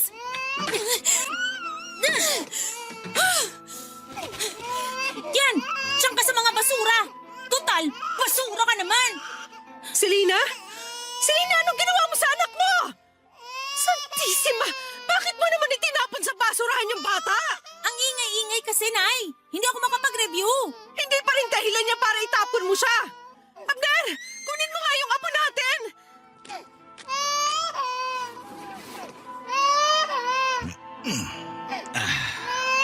Tahan na, apo. Tahan na. Pumasok na tayo sa bahay. Doon tayo mag-usap. Sige na, Abner, mauna ka nang pumasok sa loob ng bahay. Ano bang pumasok sa kukote mo, babae ka? Baka nakakalimutan mong anak mo yung batang yan. Anak ko nga, pero di ko naman gusto. Kayo lang naman ni Tatay yung nagpumilit na buhayin ko yan at ipanganak eh. Kahit makaunti, wala ka talagang pagmamahal para sa anak mo. Wala po, Tay. Sira Aray ulo ko ka naman, pala, Nay. babae Bakit ka niyo po eh. ako binatukan? Baka sakaling maalog yung utak mo at maisip mo na magbago yung tingin mo sa anak mo. Kahit anong gawin niyo sa akin, kahit na batukan niyo pa ako uli, iuntog sa pader at paluin, hindi na magbabago tingin ko sa batang yan. Hindi ka namin pinalaki ng nanay mo para maging masamang ina sa anak mo. Pero ayaw ko nga po sa batang yan. Kayo lang naman ni Nanay yung pilit ng pilit sa akin na gustuhin niyang maingay na yan eh. Dapat kasi di nyo na yan dinampot doon sa basurahan. Baka sakaling may magka-interes sa kanya ng mga basurero. Hindi na talaga namin alam ang gagawin namin sa'yo ng tatay mo, Selena. Matakot ka nga sa karma, nak. Baka hindi mo na lang namamalayang bigla kang singilin sa mga pinagkagagawa mo sa sarili mong anak. Hindi po ako natatakot sa karma, Nay. Mabuti pa kami na lang mag-aalaga sa anak mo. Huwag mo na siyang lalapitan kasi kawawa lang siya sa'yo. Buti po naisip nyo yan. Kayo lang naman ni Tata yung pilit ng pilit sa akin sa batang yan eh. Ayoko nga po dyan. Kahit siguro anong mangyari, kahit tumanda na ako, hindi ko pa rin yan magugustuhan. Kasi para sa akin, malas sa buhay ko yung batang yan. Buisit, napakaingay pa. Mag-ingat ka sa mga sinasabi mo dahil baka bumalik sa iyo kamalasang yan. Saka hindi malas tong anak mo. Kasalanan mo rin naman kung bakit nabuntis ka na maaga. Kasi maaga ka rin lumande. Anong sabi nyo, Tay? Abner naman, huwag mo namang sabihin yan sa anak mo. Ba't di ko sasabihin ka? Namumuro na yung anak mo. Hoy, Selena, naturinga ka pa naman nag-aaral pero parang wala kang pinag-aralan. Simple pagrespeto nga sa amin ng nanay mo, nakakalimutan mo. Napakatikas ng ulo mo. Hindi ka marunong makinig kapag pinagsasabihan. Tapos ngayon na nagbunga yung pagiging suwail mo, biglang hindi mo na kaya at ayaw mo ng pangatawanan tong anak mo. Ayus-ayusin mo yung ugali mong yan. Kung ayaw mo, palayasin kita sa pamamahay na to. Palalayasin niyo ako, Tay? Aba, bakit hindi? Wala kaming anak na kasi sama ng ugali mo. Hindi naman siguro kailangang umabot tayo sa ganyan. Kaya pagsabihan mo yung anak mo, kasi palalayasin ko talaga yan. Napakabastos. Walang modo. Galit na galit daw si Lolo noon kay nanay ayon sa kwento sa akin ni Lola. Ewan daw ni na Lolo't Lola kung anong elemento ang sumapi sa nanay ko para ilabas ako ng bahay at ilapag kasama ng mga basura. Yun daw yung mga tipo ng pag-uugali o kilos na tipong nababasa lamang ni Lola sa mga kwento. Masyadong mainit ang tagpo ng eksenang yon ayon kay Lola. Hindi naman daw ako sinut ng nanay ko sa basurahan. Ipinatong niya lamang ako sa may basura na nasa gilid ng pinto sa labas ng bahay. Matapos magsabi si Lolo na palalayasin niya ang nanay ko ay kitang-kita nila yung takot sa mga mata ng nanay ko. Kaya naman simula noon ay hindi na niya ako pinagdiskitahan pa. Pero mas naging overprotective sa akin ng lolo at lola ko at hindi na rin nila pinapalapit sa akin si nanay. Kung ako ang magkakaanak ay hindi ko magagawa sa anak ko ang ginawa sa akin ng nanay ko. Kaya nga hanggang ngayon ay hindi pa rin ako makapaniwala kung paano niya naatim. Naitapon sa basurahan na para bang hindi niya kadugo at hindi nanggaling sa sinapupunan niya ng 9 na buwan. Buti na lamang to the rescue ulit sina lolo at lola. Kaya wala namang nangyaring masama sa akin noon. Iyak ako ng iyak nang ikwento sa akin ni Lola kung ano nga ba ang mga nangyari noon. Pero lagi rin niyang sinasabi na huwag magtatanim ng galit sa sarili kong ina dahil masama yon. Pagkalipas nga ng 1 taon ay nakagraduate na si nanay at sobrang saya ni na lolo at lola dahil sa wakas ay nagbunga na ang paghihirap nila sa pagpapaaral sa nanay ko. Nagdesisyon si nanay na magtrabaho sa Cebu noong nakatanggap siya ng job offer doon. Agad siyang nag-asikaso ng requirements para makalipad papunta doon. Nangako siya kina lolo at lola na magbabakasyon pa rin sa amin para dalawin ako, Papa Dudut.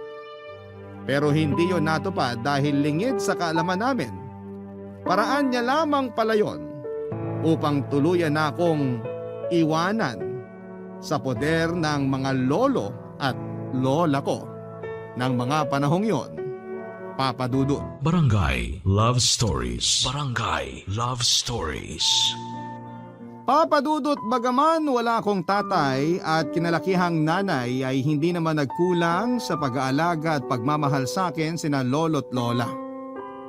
Walang araw simula nang dumating ako sa buhay nila na hindi nila ako tinuring na mahalaga. Para sa akin ay hindi ko lang sila lolo at lola. Sila na rin ang kinilala kong mga magulang. Malungkot na hindi na ako binalikan ng nanay ko pero hindi naman ako nagtanim ng galit sa kanya. Inisip ko na lamang na balang araw ay maaalala niyang may anak siya at balikan niya at babalikan niya rin ako. Nagpapadala pa rin naman ng pera si nanay sa amin para may panggastos kami. Doon din kinukuha ang pambaon ko sa eskwelahan at pambili ng damit at gamit tuwing pasukan. Pero hindi na talaga siya umuwi pa sa bahay namin. Lagi ko noong naririnig na pinakikiusapan ni Lola si nanay kapag kausap niya sa cellphone na umuwi naman sa amin sa Binangonan para makita ako. Pero laging nagdadahilan si nanay na busy siya sa trabaho niya. Kapag sinasabi ni Lola na kausapin man lang niya ako ay mabilis na napuputol ang linya ng tawag at napapabuntong hininga na lamang si Lola. Pag nangyayari yon ay palihim akong umiiyak sa CR namin. Tapos maghihilamos ako ng mukha para hindi halata. Mahabang panahon ko nang hindi nakikita si nanay, Papa Dudut. Noong 18 years old na ako, kundi dahil sa iilang litrato ni nanay sa bahay, ay hindi ko na maaalala ang mukha niya. Masasabing naipon ng husto ang pagkasabi ko sa kanya. Kahit alam ko na hindi niya ako gustong makita, ako naman ay gusto ko pa rin makita ang nanay ko at mayakap siya kung pahihintulutan niya. Papa Dudut, isang araw ay mayroong binalita sa akin si Lola na labis na nagpasabik sa akin.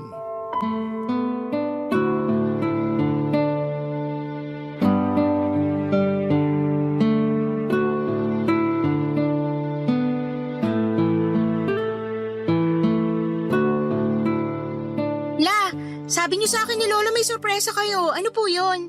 Nako, halatang halata na excited yung apo nating malaman yung sorpresa natin sa kanya, Iska.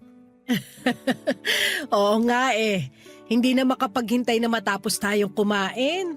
Sus, Ano naman po pinagkaiba ko? Sabihin nyo na ngayon at mamaya. Sasabihin nyo pa rin naman, Paul, ah. Plano sana naming hindi mo na sabihin agad kasi nga sorpresa.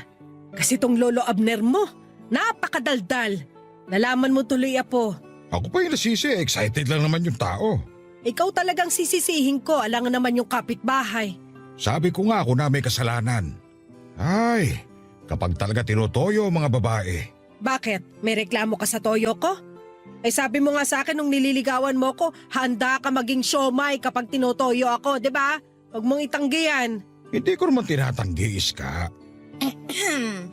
Gusto ko po sanang matuwa kasi ang sweet-sweet nyo kahit corny na minsan pero di nyo pa po sinasabi sa akin yung sorpresa nyo lang.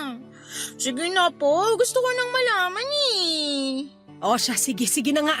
Total hindi mo rin naman kami titigilan, Apo. Kulit-kulit mo. Mana ka sa lolo mo.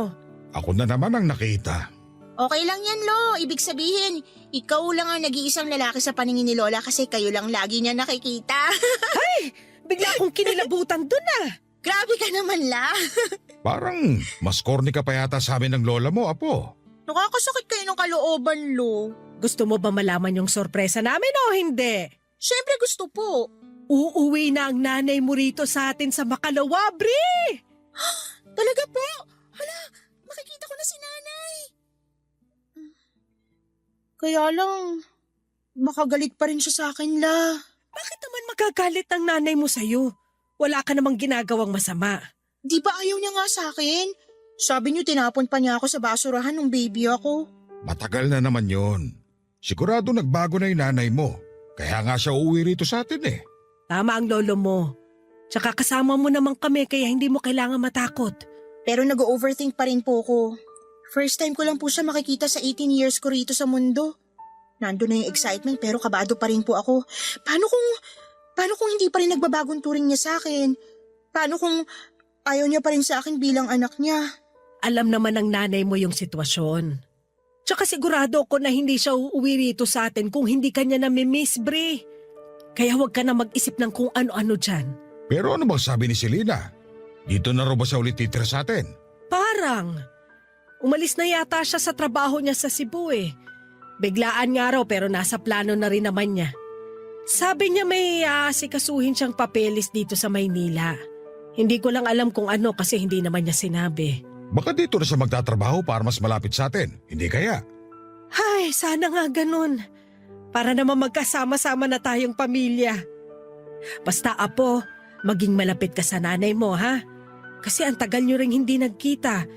Tsaka kalimutan mo na rin ano mang hinanakit at tampo mo sa kanya. Matagal na yun eh.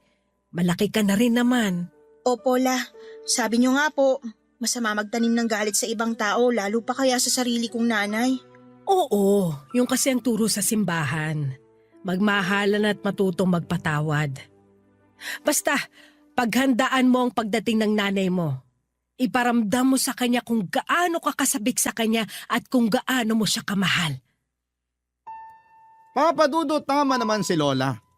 Laging turo sa mga misa sa simbahan ang pagmamahalan at pagpapatawad. Kaya nga yung lahat ng tampo at ninanakit ko sa nanay ko ay agad na nawala nung nalaman kong uuwi siya sa bahay namin. Excited ako at hindi ko na nga mahintay yung araw na sa wakas ay magkikita na kami ng personal. Sa Facebook ko lang kasi siya ini-stalk at hindi pa niya sinisin yung mga message ko sa Messenger. Pero iniisip ko na lamang na baka busy siya sa trabaho niya lalo na managerial ang posisyon niya. Excited din sina lolo't lola dahil sa wakas ay makikita na nila ang anak nila. Alam ko kasi kung gaano sila nangulila sa nanay ko. Kaysa isang anak kasi nila, si nanay. Dumating na nga yung araw ng pag-uwi ni nanay sa bahay.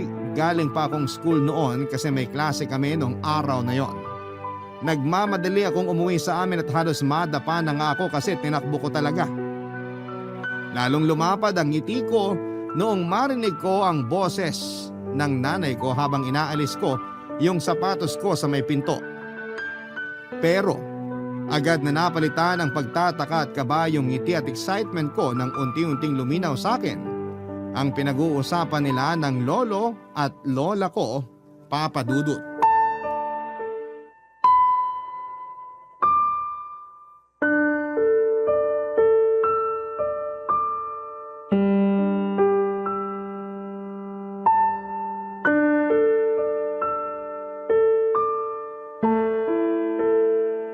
Uuwi ka lang pala rito para umalis din, nak.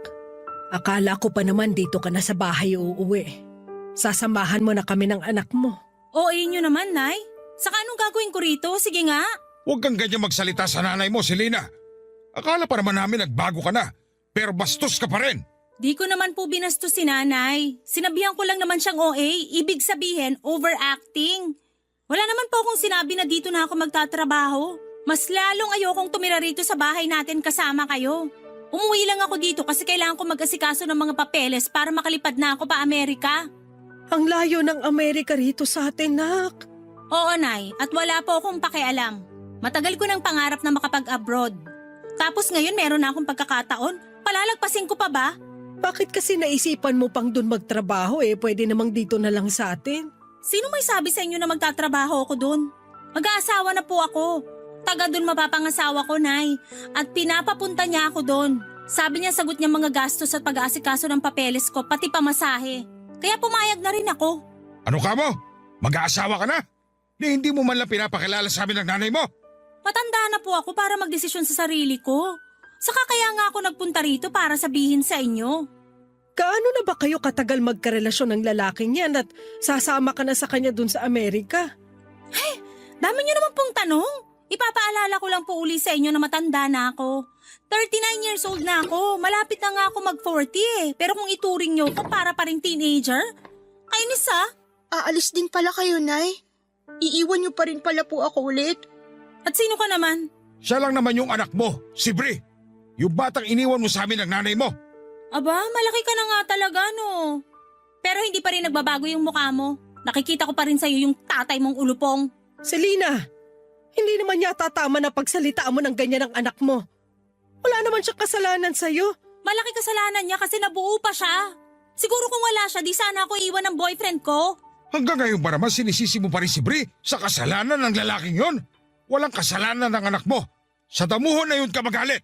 Akala ko pa naman, excited din kayo na makita ako, Nay. Pero mukhang nagkamali po ako. Bakit naman ako may excite na makita ka? Selena! Totoo naman sinabi ko, Nay. Hindi ako excited na makita yung babaeng yan kasi wala naman akong pakialam sa kanya. Buti nga binuhay ko pa rin siya at pinag-aral Sapat na yun. Huwag na siyang umasa na magpapakananay ako sa kanya. Kilabutan ka nga sa sinasabi mo, Selena. Ginigigil kasi ako ng babaeng yan halata namang noon pa lang hindi ko na siya gusto. At hindi na magbabago kahit na lumipas pa ang mahabang panahon. Kairita kayong lahat. Kita niyong pagod yung tao Makatulog nga muna. Papadudot, sobrang sakit palang marinig mula mismo kay nanay na hindi niya ako mahal. Para kong sinaksak ng libu-libong kutsilyo, kaya naiyak na lamang ako. Bukod doon ay umuwi lamang pala siya para iwanan kami ng tuluyan. Kaya imbes na masayang reunion ang nangyari, natahimik na lamang kami nina lolo't lola at walang nasabi. Alam din kasi nila na kapag may gusto si nanay, hinding-hindi nila ito mapipigilan. Kaya sa huli hinayaan na lamang nila ito. Nanatili ang nanay ko sa bahay namin ng 1 buwan habang nag-aasikaso ng mga papeles niya pa Amerika. Matagal na niya talagang nasimulan ang pag-aasikaso. Taon na rin yata. Pero hindi siya makapag-focus dahil may trabaho siya. Kaya noong nakapagpasya siya na gusto na niyang pumunta sa Amerika, ay nag-resign siya sa kumpanyang pinapasukan niya sa Cebu at umuwi sa amin pansamantala. Sa loob ng 1 buwan na yon, sinubukan ko makipaglapit ng loob sa nanay ko. Pero siya mismo ang umiiwas sa akin. Kung kausapin nga niya ako ay saglit lang at kung tratuhin niya ako ay para bang hindi niya ako anak. Siguro nga ay kinalimutan na niyang anak niya ako. Kaya naman nasaktan ako ng husto. May sa ilang beses din siyang kinausap ni Lola na makipagbanding naman sa akin pero ayaw ni nanay at madalas na nauuwi lang yon sa pagtatalo nilang mag-ina. Kaya ako na lang mismo ang umiiwas sa kanya, Papa Dudut. Nahihirapan lang ako dahil magkasama kami sa isang bubong. Tapos ganoon pa yung trato niya sa akin. Madalas ay busy siya sa cellphone at ka-video call yung fiancé niya. Tapos kakausapin lang niya ako para utusang ikuha siya ng pagkain o inumin. Minsan ay para ipagtimpla siya ng kape o di naman kaya ay linisin ang mga kalat niya at labhan ang mga damit niya. Papa Dudut. Barangay Love Stories. Barangay Love Stories. Papa Dudut nang makumpleto ang mga papeles ni nanay ay agad siyang nag-impake ng mga damit at gamit niya. Kitang-kita ko sa mukha niyang excitement na makapunta sa Amerika. Siyempre, alalang-alala sina lolo at lola para sa nanay ko, lalo pat malayong lugar na yung pupuntahan niya. Sa katunayan ay sinubukan pa nga nila ulit itong pigilan pero nagalit lang sa kanila ang nanay ko. Nasaktan ako para kina lolo at lola dahil wala naman silang hangad na masama sa kanya. Doon ko naisip na wala na talaga siyang pakialam sa mga magulang niya, lalo na sa akin na anak niya, Papa Dudut. Kaya yung kaunti na lang na pagmamahal ko sa nanay ko ay nawala na. Sa katunayan, nung umalis siya sa bahay namin ay hindi na ako naghabol pa sa kanya. Hindi na rin ako umiyak. Pero nasaktan ako sa hagulhol ni na Lola para pigilan ulit siya. Kaya lang ay nagbingi-bingihan ang nanay ko at nagawa niya pang itulak si Lola noong kapitan siya nito sa braso para pigilan. Doon na nga ako nagalit sa kanya kaya sinabihan ko siya na huwag na siyang babalik sa bahay namin. Kitang-kita ko ang matinding galit sa mga mata ng nanay ko pero sinalubong ko lang yon ng mas matinding galit. Simula nang umalis si nanay ay hindi na kami nakarinig pa ng balita sa kanya, Papa Dudut. Hindi ko na rin in-stalk ang Facebook niya. Sa katunayan, blinak ko siya doon at binura ko rin yung mga chat ko sa kanya. Nag-focus ako sa pag-aaral habang nagtatrabaho para mas matulungan ko ang sarili ko na may pantustos ako sa pag-aaral ko. Matanda na rin kasi sina lolo at lola para maghanap buhay. At naaawa na ako sa kanila lalo na tuwing nagreklamo sila sa rayuma nila. Napakasipag pa naman nilang magtinda ng mga gulay at prutas sa palengke. Doon nila ginamit ang huling pera na iniwan sa amin ni nanay bago ito umalis. Kaya nung nakapagtapos ako, pinangako ko kina lolo at lola na babawi ako sa kanila. Gusto ko silang bigyan ng maayos na buhay, kaya nga naghanap ako ng mapapasukang trabaho. Swerte naman dahil nakapasok ako sa isang kumpanya. Pero sa totoo lang ay kulang na kulang pa rin ang sweldo ko lalo nung nagkasakit si lolo. Dahil sa katandaan ay naging mahina na ang resistensya niya. Pabalik-balik kami noon sa ospital nung nagsimula ang pandemic. Tinamaan siya ng COVID-19 virus dahilan para lumala ang kondisyon niya at tuluyan siyang kunin sa amin noong July 2020. Ang sakit-sakit mawala ng lolo, pero sa kabila ng lahat ay nagpatuloy pa rin kami ni lola. Pero noong 2022 ay muli kaming sinubok ng kapalaran ng ma-diagnose na may stage 2 ovarian cancer ang lola ko.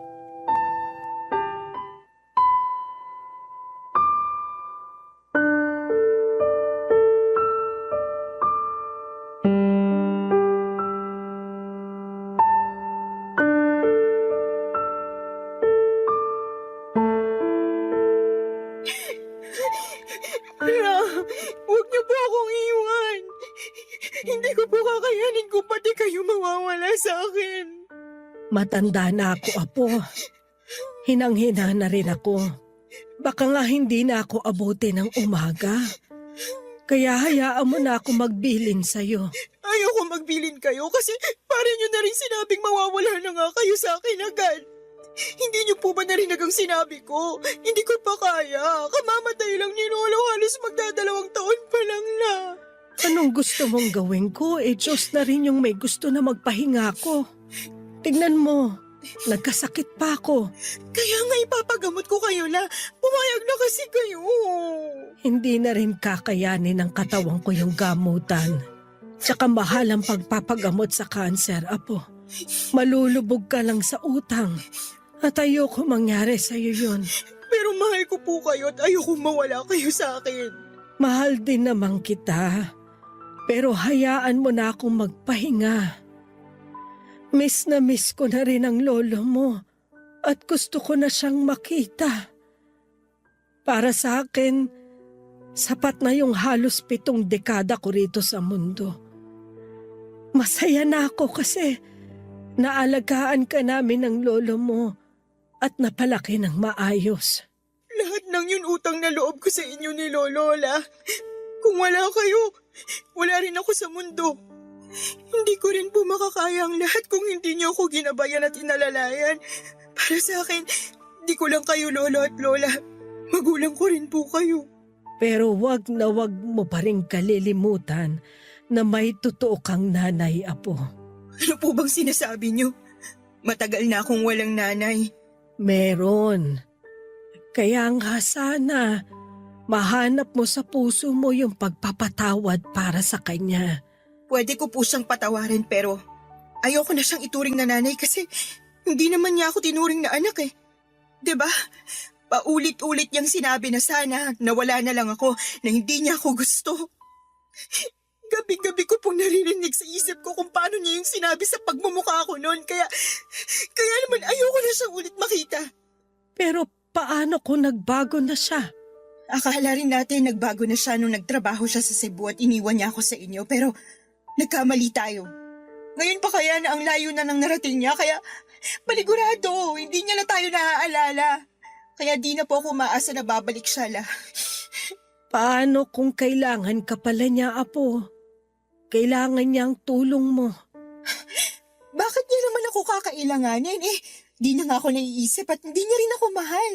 Hindi ko alam, basta bilang magulang ramdam ko na meron siyang mabigat na pinagdaraanan. Nito kasing nagdaang gabi, lagi kong napapanaginipan si Selena. Umiiyak siya at humihingi ng tulong sa mga panaginip ko, apo. Kaya ako nasabi na baka kailangan niya tayo. Lalo ka na anak niya. Pero paano kung kabaliktaran pala ibig sabihin ng panaginip niyo la? Di napahiya lang tayo kapag sinubukan pa natin makipag-usap ulit sa kanya. Baka nga pagsalitaan niya pa tayo ng masasama at masasakit kasi doon naman siya magaling eh. Ewan ko ba kung anong nangyari sa anak naming yun ni Abner? Kung saan kami nagkulang o kung naging masyado kaming mahigpit para maging swail siya sa amin ng tatay niya. Simula nung umalis siya sa bahay, walang araw na hindi namin siya inisip. At hanggang sa huling sandali ng lolo mo, hinahanap niya sa akin ang nanay mo.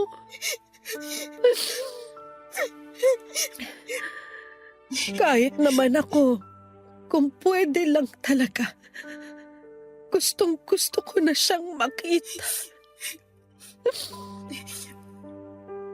Ang dami kong tampo kay Selena. Dahil paano niya tayo natiis? Lalo ka na anak niya. Pero kahit kailan, hindi naman ako naghangad ng ikakasama niya. Sana, kung nasan man siya ngayon, nasa mabuting kalagayan siya. At kung loloobin ng Panginoon, sana magkita pa rin kayong mag-ina. Papadudot ilang beses kong pinilit si Lola na magpagamot pero siya na nga ang tumatanggi. Hindi na rin daw kasi kakayanin ng katawan niya kaya naman tinanggap na lamang niya ang kabalaran niya. Siyempre, nalungkot ako. Umiyak ako pero sinabi ng lola ko na kailangan kong maging matapang lalo't lahat ng tao ay hahantong din sa kamatayan. Oo nga pero nainis pa rin ako sa kanya noong mga panahong yon kasi hindi niya naiintindihan ang nararamdaman ko. Pag nawala siya sa akin, mag-isa na lamang ako. Pag namatay siya, wala na akong pamilya. Wala na rin akong dahilan para magpatuloy pa sa buhay ko. Dahil sa progreso ng sakit ni Lola ay mabilis siyang nanghina at noong taong ding yon ay tuluyan na siyang kinuha sa akin ng kamatayan. Durog na durog ang puso ko nang pati ang lola ko ay iwanan ako. Ilang beses ko pang tinanong sa Diyos kung anong kasalanan ko kasi ginawa niya akong ulila. Ni hindi ko pa nga natutupad ang pangako ko kina lolo at lola tapos ay nawala na sila kaagad sa akin. Madami akong katanungan na hindi na nasagot, Papa Dudut. Aminado ako na nalugmok ako sa matinding kalungkutan dahilan para mag-resign ako sa trabaho ko. Yun talaga yung masasabi kong darkest moment ng buhay ko. Maswerte ako dahil hindi pa rin ako pinabayaan ng Diyos. Tapos nakilala ko pa yung boyfriend ko na active member ng isang church. Inilapit niya ako sa ama kaya unti-unti akong nakabangon at nagkaroon ng pag-asa. Simula noon ay naging miyembro na ako ng simbahan nila at aktibong dumadalo sa mga church services, Papa Dudut. Noong taon ding yon ay naisip kong sumugal sa negosyo kaya naman sinubukan kong magtinda ng RTW online. Pumatok naman. Tinaga ko lang hanggang sa nakaipon ako ng pera at dumami ang paninda ko. Tapos sinubukan kong kumuha ng pwesto sa Taytay, Tiangge hanggang sa nanganak na yung isa pang pwesto ng isa pang negosyo. Papa Dudut, sobrang saya ko. And at the same time ay thankful kay Lord dahil sa mga blessings niya para sa akin. Tapos last year lang ay nagpakasal na kami ng boyfriend ko pero wala pa naman kaming anak sa kasalukuyan. Noong January 2024, isang araw may nakarating sa akin na balita tungkol sa nanay ko na lubos kong hindi inaasahan. Meron daw siyang early stage ng chronic kidney disease at matagal na niyang iniinda ito. Pero ang pinagtataka ko ay anong ginagawa niya sa Cebu buong akala ko ay nasa Amerika siya. By the way, ang naghatid ng balita sa akin ay ang anak niyang babae na half-sister ko na 10 years old na. Lalong dumami ang mga tanong sa isipan ko ng mga panahong yon. Nakiusap sa akin yung bata na pumunta ako ng Cebu dahil gusto raw akong makita ng nanay ko. Ayaw ko na sana makipag-ugnayan sa kanya pero naalala ko yung sinabi sa akin ni Lola bago siya nawala. Ang magkita kami at magkapatawaran ng nanay ko.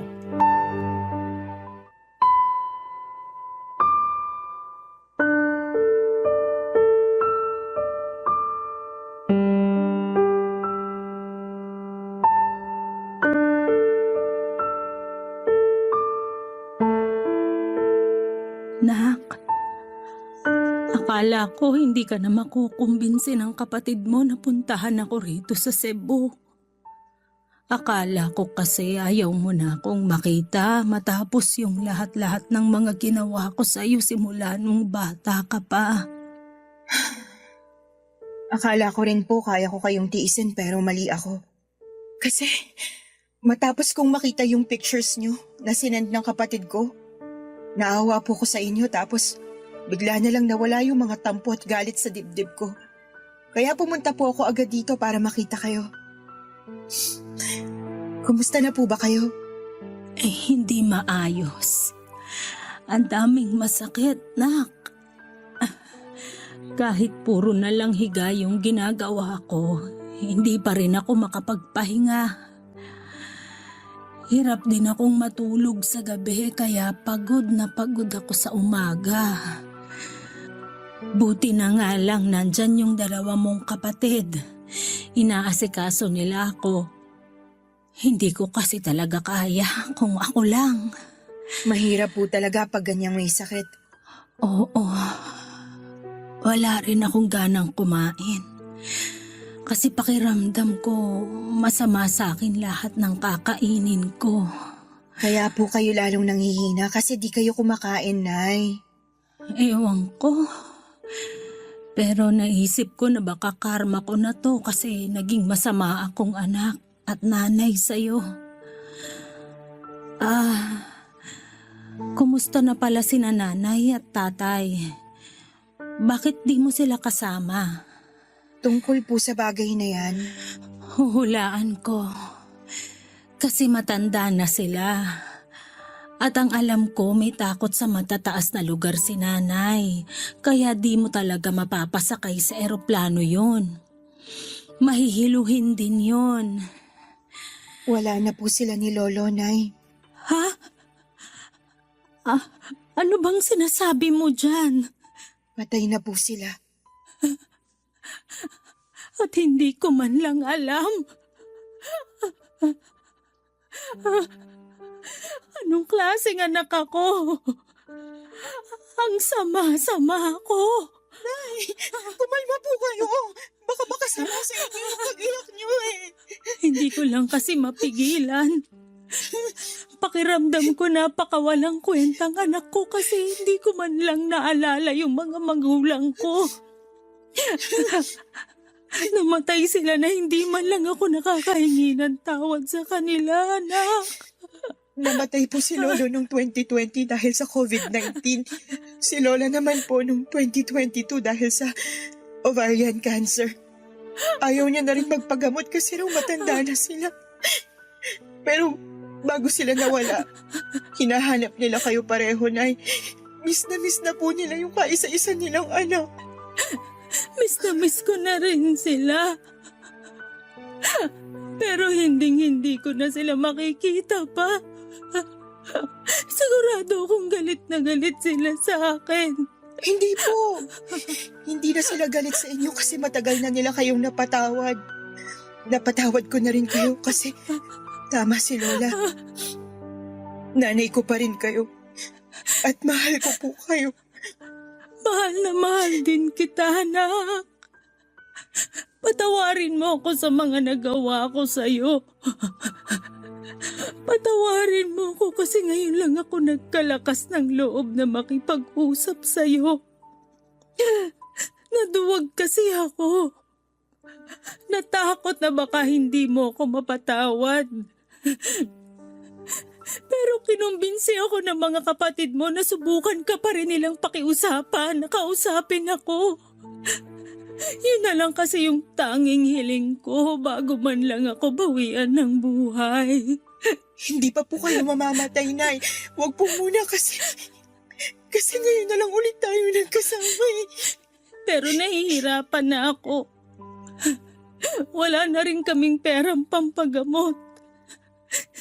Nalubog na rin kami sa utang at naubos lahat ng ipon ko. Hirap na kami, nak. Awang-awa na rin ako sa mga kapatid mo. Ang babata pa nila para maulila sa ina. Kaya nga po, lumaban po kayo. Huwag na po kayo mag-alala dun sa gamutan niyo kasi ako na po ang bahala, Nay. Kahit naman paano, may negosyo ako. At wala pa rin naman kaming anak ng asawa ko kaya maaalagaan ko pa po kayo. Basta wag po muna kayong sumuko, Nay. Kasi gusto ko pa kayo makasama ng matagal eh. Gusto pa rin naman kitang makasama ng matagal, nak. Gusto kong bumawi sa mga panahong hindi ako nagpakananay sa'yo. Kaya lumaban po kayo kasi marami pa po tayong gagawin na magkasama. Kasama yung mga kapatid ko. Ngayon na wala na sina Lolo at Lola, akala ko wala na rin akong pamilya. Pero hindi pa rin po ako pinabayaan ng Diyos kasi dinalik niya kayo sa buhay ko para maging pamilya ko. Kaya ang saya-saya ko po, Nay.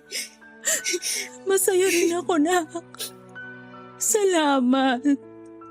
Salamat kasi nagkita tayo uli. Kung alam mo lang na kinasabikan ko yung araw na to. Yung araw na makahingi ng tawad sa'yo. Pinapatawad ko na po kayo, Nay. Kaya dapat magpalakas po kayo, ha? Papa Dudut, ikinuwento ni nanay na hindi na natuloy yung kasal nila ng fiancé niya sa Amerika matapos itong atakihin sa puso 3 araw pagdating ni nanay doon. At dahil hindi naman siya pumunta doon para magtrabaho ay kinailangan din niyang umuwi sa Pilipinas pagkatapos ng libing. Sobrang gulo daw ng isipan ni nanay noon at hiyang-hiya rin siya sa amin kaya hindi na niya nakuhang umuwi pa sa bahay para magpakita. Nagstay daw siya sa kaibigan niyang taga Maynila at pumasok sa pinagtatrabahuhan nitong hotel bilang housekeeper. Doon niya nakilala ang tatay ng mga anak niya na tubong Cebu. Nung nabuntis siya ay umuwi sila sa probinsya nito sa Argao para doon na manirahan. Doon na rin pinanganak ang pangalawa nilang anak pero 5 buwan pa lang yung baby ay naaksidente yung kinakasama niya matapos itong mabagsakan ng hollow blocks sa ulo nang mapadaan ito sa isang ginagawang gusali. Nakomatos pa raw ito ng 1 linggo bago binawian ng buhay. Simula noon ay sinanay na ang nagtaguyod sa 2 niyang anak. Nagtinda siya ng street food sa mga eskwelahan at gumawa ng mga doormat at naglalako ng balot sa gabi bago siya nagkasakit at tuluyang huminto sa pagtatrabaho. Sobrang sakit na marinig lahat ng pinagdaanan ni nanay. Kaya nga pinangako ko sa sarili ko na gagawin ko ang lahat para pagaanin ang buhay nila, Papa Dudut. Sa kasalukuyan ay nasa Binangonan, Rizal na sina nanay at ang 2 ko pang kapatid. Tuloy-tuloy ang pagpapagamot ni nanay at masaya ako kasi kinakikitaan namin ng progreso ang katawan niya. Pinabalik ko rin sa pag-aaral yung 2 kong kapatid at sinabihan sila na hanggat nabubuhay ako ay pagtatapusin ko sila ng kolehiyo. Kahit na masakit yung pinagdaanan ko sa kamay ng sarili kong ina, iba yung sarap sa pakiramdam. Noong natuto akong magpatawad, mas magaan sa dibdib at mas masaya ako ngayon na magkakasama na ulit kami. Hanggang dito na lamang po ang sulat ko at maraming salamat sakaling mapili po ninyong i-air ang kwento ng buhay ko. Sana po ay ginapulutan po ito ng aral at inspirasyon ng mga kabarangay natin. God bless and more power po sa Barangay LS 97.1 at sa Barangay Love Stories. Ang inyong forever, kapuso at kabarangay, Bree.